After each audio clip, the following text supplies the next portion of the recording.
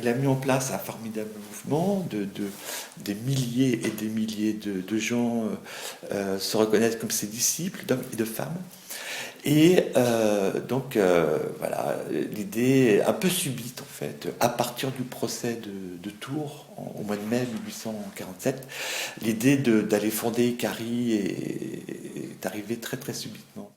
Ce n'est pas rien hein, d'emmener des milliers, voire l'objectif c'est des centaines de milliers de personnes en Amérique. C'est quelque chose d'inouï. Enfin, sur les cartes que Cabet a, je les ai trouvées dans ses papiers. Il n'y a rien, c'est du vide complet à cet endroit-là. Les rivières ne sont même pas correctement tracées. On sait seulement qu'il y a des Comanches et que les Comanches ne sont pas si hospitaliers que ça avec les nouveaux arrivants. Et donc, le 3 février 1848, une première avant-garde quitte la France.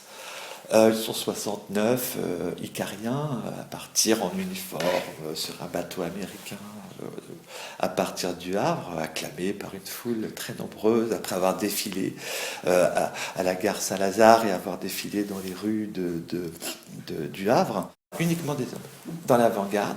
Et les femmes icariennes ont beaucoup protesté contre cette exclusion. C'est très intéressant le mouvement icarien parce que c'est un mouvement qui implique beaucoup les femmes. Et Cabet a, je pense d'ailleurs, volontairement impliqué les femmes justement pour rendre le mouvement moins violent, moins société secrète, moins révolutionnaire. Et c'est vraiment une spécificité du communisme icarien, c'est d'être très très féminisé. Donc les femmes, beaucoup de femmes parisiennes notamment, pensaient qu'elles allaient être associées à la fondation d'Icari, rien que ça, à la fondation d'un monde nouveau, un îlot de salut pour l'humanité désespérée, comme il disait à l'époque. Et Cabet n'a pas osé, je pense qu'il a eu peur de les envoyer là-bas, vers des territoires vraiment, véritablement inconnus. Ils sont arrivés un petit peu trop tôt dans un endroit vraiment difficile. Mais en même temps, il voulait fonder Icari au milieu du désert. Donc c'était vraiment un désert, évidemment, sous couvert, quand même, avec la réserve importante qu'il y avait quand même des Indiens qui comptaient sur ces territoires.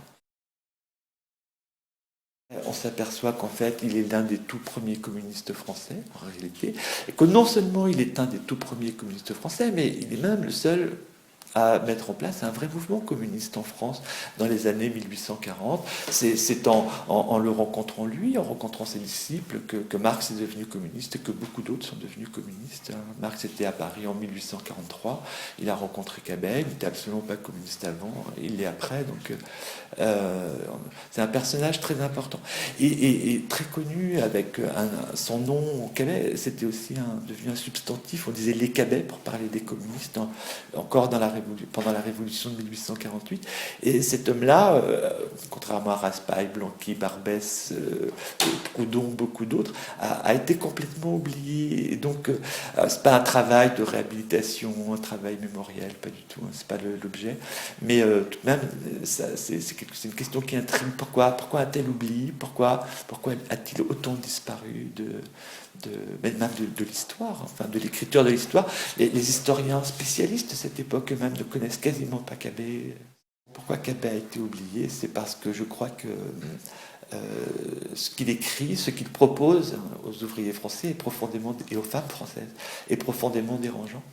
C'est quelqu'un qui tient un discours très clivant, et tout ce qui ne va pas dans le sens... Enfin, lui, dans son esprit, évidemment, il s'agit de réconcilier les classes, tout le monde, de faire la paix infinie et définitive entre toutes les composantes de la société. Mais il est communiste quand même, et le mot communiste est un mot qui est lourd, qui est dangereux, qui est perçu comme extrêmement violent par ses contemporains.